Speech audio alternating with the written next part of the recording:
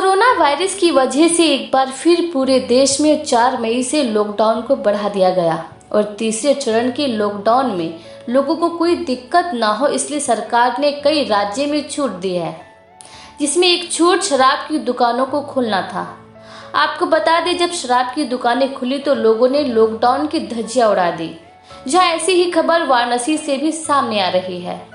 Lockdown 3 में शराब की बिक्री शुरू की गई।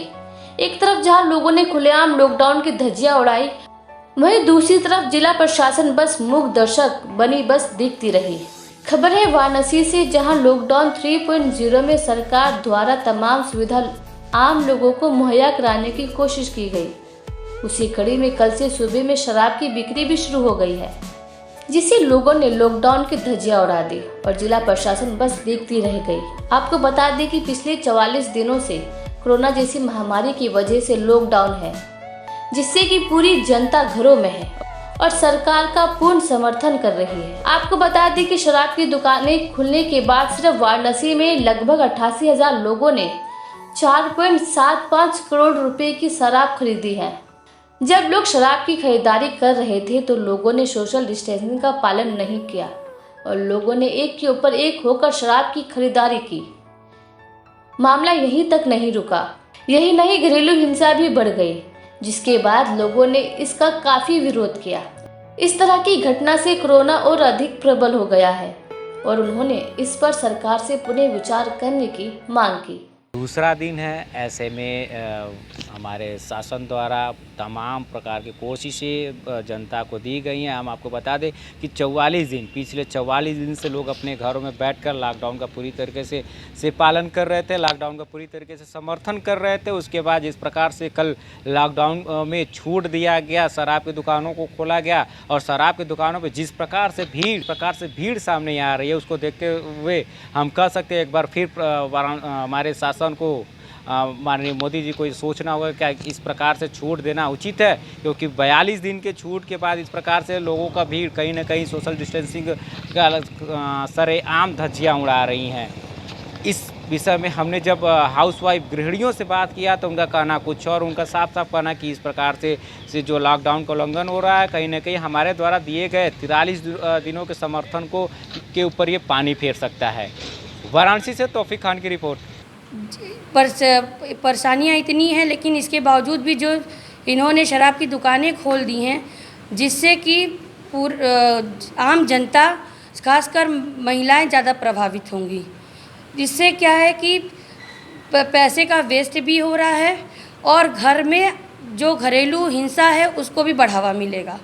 मैं योगी आदित्यनाथ जी से निवेदन करती हूँ कि इस लॉकडाउन के समय में शराब की दुकानों को बंद किया जाए, ताकि घरेलू हिंसा को बढ़ावा न मिले, बल्कि व्यापारियों को व्यापार को बढ़ाने की तरफ वो ध्यान दें, जिससे कि मध्यम वर्गीय लोग जो हैं इस अवस्था में अपने परिवार को पढ़ाई लिखाई और हर तरह से आर्थिक व्यवस्था को मजबूत कर सके, वो व्यापार को बढ़ावा दें। जहाँ मंदिर मस्जिद हर चीज़ बंद है, सारी दुकानें बंद है, उस समय ये शराब की दुकानें खोलना हमारी समझ से बिल्कुल ही गलत डिसीजन है। आर्थिक व्यवस्था से मैं मान सकती हूँ, बिल्कुल मैं मान सकती हूँ कि सरकार की जो सुदृढ़ व्यवस्था यानी अर्थव्यवस्था को सुदृढ़ करने के लिए उन्होंने ये दुकानें खोली हुई हैं, पर जो आम जनता परेशान है उनको भी तो मद्देनज़र रखना चाहिए ना। उनके प्रति भी तो सरकार की जिम्मेदारियाँ बनती हैं। घरेलू हिंसा बहुत ज़्यादा फैल जाएगी इससे, और मंदिर मस्जिद सारी चीज़ें जहाँ बंद हो गई हैं, पूरी अर्थव्यवस्था छिन्न भिन्न हो चुकी हैं। परिवार और समाज इस कोरोना रूपी महामारी में एकदम पिसा जा रहा है। उस दृष्टिकोण से अगर देखा जाए, इस डिसीजन से तो कोरोना से सुरक्षा तो नहीं हो सकती है ना। तो जब कोरोना से हमें सुरक्षा नहीं मिल सकती है, आज जहाँ दवाइयों की दुकानें बंद हैं, हॉस्पिटल्स में बहुत ज़्यादा इलाज नहीं हो रहे हैं, उस समय अगर शराब पी करके किसी को कोई भी प्रॉब्लम होता है तो उसके जिम्मेदार कौन होगा। तो इस दृष्टि से जो भी समस्याएं आएंगी शराब की दुकानें खोलने से, तो वो राजनीति दृष्टि पर सरकार के ऊपर ही एक ब्लेम लगाया जाएगा। और मेरी समझ से सामाजिक दृष्टिकोण से समाज में जितने भी भ्रष्टाचार फैलते हैं वो शराब से ही फैलते हैं। तो हमें नहीं लगता कि शराब की दुकानें खोलनी चाहिए, इसलिए मैं शराब की दुकानों का समर्थन बिल्कुल भी नहीं करती हूँ।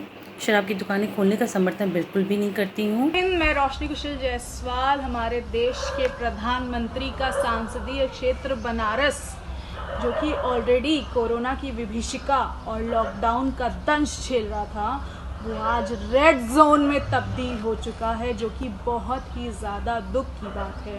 कोरोना तो ऑलरेडी लोगों की जान मार रहा था, लेकिन कुछ सत्ताधीश जनप्रतिनिधियों द्वारा जनहितों की अनदेखी बहुत ही ज़्यादा हैरान कर देती है कि क्या यही वो काशी है जिसकी नुमाइंदगी करने वाला इस देश का प्रधानमंत्री है?